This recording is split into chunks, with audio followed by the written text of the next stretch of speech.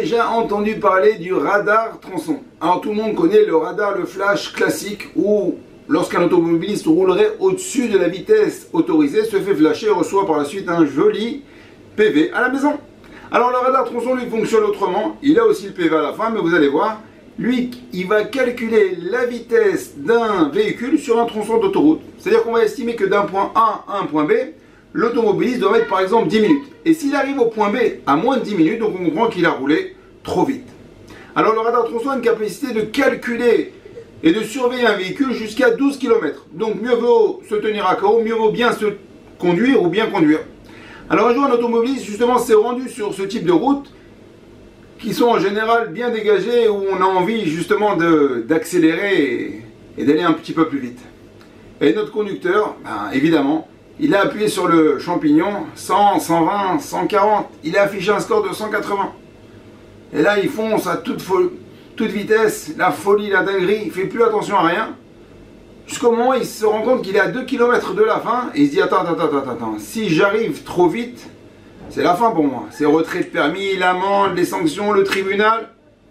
Donc directement il rétrograde, 5e, 4e, et là il roule passe de 180 à 60, 50, 40, 30, il calcule pour arriver à temps pour pas se faire flasher à la fin de la route.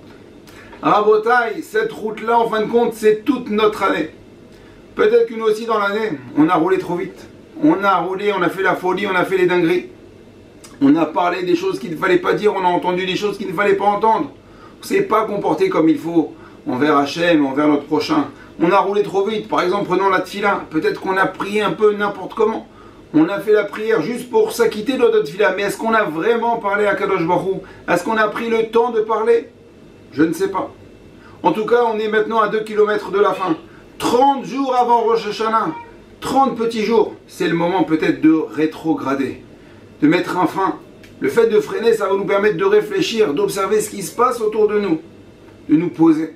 Et Bezrat Hashem, si on travaille, si on roule tranquillement et doucement jusqu'à Rosh Hashanah, alors ça nous permettra d'arriver gagnant. Parce que rien ne sert de courir. On va arriver trop vite. Et il vaut mieux pas arriver trop vite à Rosh Hashanah. N'oubliez pas que Rosh Hashanah, c'est le jour où tout est fixé.